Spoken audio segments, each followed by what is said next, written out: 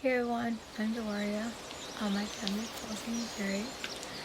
G is a nickname for my mentor, and that's what I've been known by for a while too amongst friends. Funny thing, my ex used to call me Gia as well, so I tend to avoid introducing myself by that name these days. Most people now just call me Jerry, and my nieces call me Jerry. But anyway, that's a little about. Today I'm here to talk about something that really resonated with me. Brené Brown's Braving the Wilderness, the quest for true belonging and the courage to stand up. I first came across Brené Brown through her TED Talk, The Power of Vulnerability.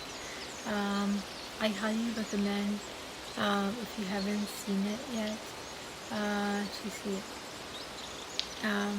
Her ideas on vulnerability, courage, and change just hit me in the heart. So when I saw Braving the Wilderness at Barnes& Noble one day, I didn't hesitate. If Brené Brown wrote it, I knew I needed to read it, and I'm so glad. The title itself, Braving the Wilderness, intrigued me, especially the idea of the wilderness. It's not about a physical place, it's about how we navigate the most challenging parts of our inner selves, our emotions, and relationships. The core message of this book for me was belonging, but not in the traditional sense. It's not about fitting in, it's about finding a space where you can truly be yourself. Brené Brown has this incredible way of making complex emotional truths feel so accessible. She writes in a way that encourages vulnerability, which is so essential when we're talking about personal growth and connection. And let me just say, if you're someone who's ever struggled with feeling like you don't belong, or if you've ever felt disconnected or alone, this book will speak to you. Now, let's get into what I think is the most important message of this book, true belonging. Brené Brown explains that true belonging is the spiritual practice of believing in and belonging to yourself so deeply that you can share your most authentic self with the world. That hit me hard. Easy to think of belonging as being accepted by others, but it's actually about being fully accepted by yourself first. Renee emphasizes that true belonging doesn't require you to change who you are. It requires you to be who you are. This idea of belonging isn't about morphing into someone else or molding ourselves to meet external expectations. It's actually about standing firm in who you are, as imperfect and messy as that might feel sometimes, and finding a sense of peace in that. And I think that's what so many of us miss. We're trying to fit in instead of allowing ourselves to stand out by just being ourselves. I think we often look for proof of our worth outside of ourselves through likes on social media, validation from our peers, or approval from our families. But what Brené suggests is that we need to stop walking through the world looking for confirmation that we don't belong. As she says in the book, you will always find because you've made that your mission. Stop scouring people's faces for evidence that you are not enough. You will always find it because you've made that your goal. That was such a powerful reminder for me. If we've conditioned ourselves to search for validation from the world, we will keep finding evidence that we're not enough. But that's because we're not looking in the right place. The truth about who we are doesn't live out there.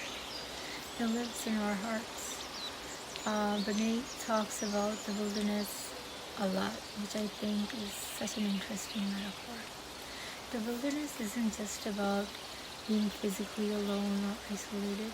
It's a symbol for discomfort of standing alone in your truth, being separate from the herd and not knowing exactly what's next. It's about embracing that discomfort and finding strength in it. Brené writes, "You are only free when you realize you belong no place. You belong every place, no place at all. The price is high, the reward is great." I really had to sit with that one. It's this idea of not needing to belong to one place or a group in order to be at peace with who you are has struck me. It's hard to grasp because society often teaches us that we have to be a part of a certain group or tribe to feel accepted.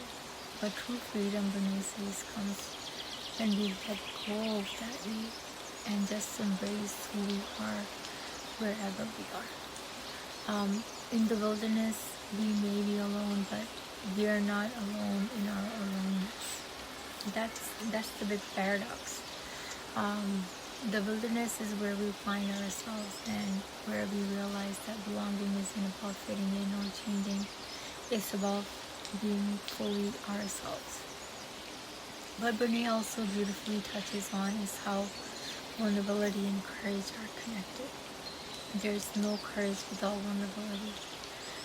Brené says sometimes the most dangerous thing for kids is the silence that allows them to construct their own stories. Stories that almost always cast them as alone and unworthy of love and belonging. As someone who's struggled with vulnerability in the past, this hit me in the gut. How often do we internalize things, tell ourselves we don't belong, and never give others the chance to truly see who we are? It's easy to hide our emotions or experiences for the sake of protecting ourselves, but in doing so, we end up creating a story that reinforces our isolation. Vulnerability is, in a sense, the antidote to that self-imposed loneliness. When we open up, we allow ourselves to be seen. That's when true connection happens. Yeah. Brené also says courage is forced in pain, but not in all pain. Pain that is denied or ignored becomes fear or hate. That's another huge takeaway in my opinion. Pain inherently isn't bad. It's when we deny our pain or when we don't confront it, it festers into fear and hate. This reminds me that vulnerability isn't just about sharing happy moments. It's about acknowledging the hard parts of life and embracing them as part of the human experience. Another profound concept in the book is the idea of dehumanization. When it highlights that in society, we often dehumanize others in the name of politics, ideology, or even simple disagreements. But as she says, dehumanizing and holding people accountable are mutually exclusive. Humiliation and dehumanizing are not accountability or social justice tools. They're emotional offloading at best and emotional self-indulgence at worst. In a world where we are constantly bombarded by polarizing opinions, especially on social media, this idea is more important than ever. When we dehumanize someone, whether it's a political figure we disagree with or a person with different views, we reduce them to something less than human. And that behavior creates barriers rather than facilitating understanding, in my opinion. Accountability should not come at the cost of another person's humanity. It should come from a place of empathy and respect.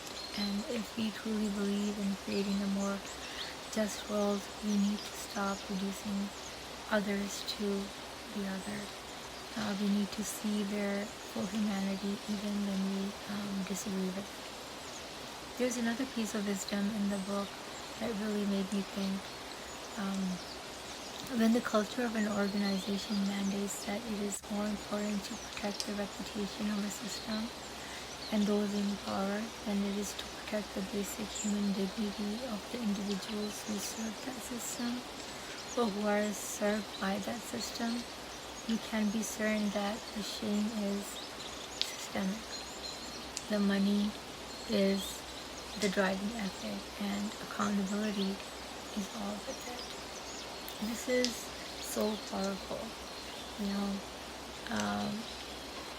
whether it's in the government or corporations or even within families, often we prioritize appearances and power over basic human dignity. It is a reminder that we can't ignore the human side of things in favor of efficiency or reputation. When systems fail to honor the dignity of the people within them, something's really broken. This is a truth we all need to recognize, especially in today's world where so much of what we see is a show of appearances rather than a focus on human connection. We live in a plastic society. Brené Brown also teaches us that our sense of belonging cannot be based on how others view us. She reminds us that the truth about who we are lives in our hearts. Our call to courage is to protect our wild heart against constant evaluation, especially our own. No one belongs here more than me. That quote really hit home for me. How often do we evaluate others and ourselves through a lens of criticism and comparison? We look at other people and think we don't measure up, but Brené encourages us to stop this cycle and recognize that true belonging comes when we stop evaluating our worth based on external forces. We need to protect our hearts from those evaluations, whether they come from others or from ourselves. In Braving the Wilderness, Brené also addresses the issue of polarization in a deeply thoughtful way. She explores how societal and political divisions are becoming increasingly toxic and how people are often pressured to either conform to a political group or to vilify those who don't share their views. One of the central points that she makes is that polarization is not just a matter of differing opinions, it's about dehumanization of those who think differently.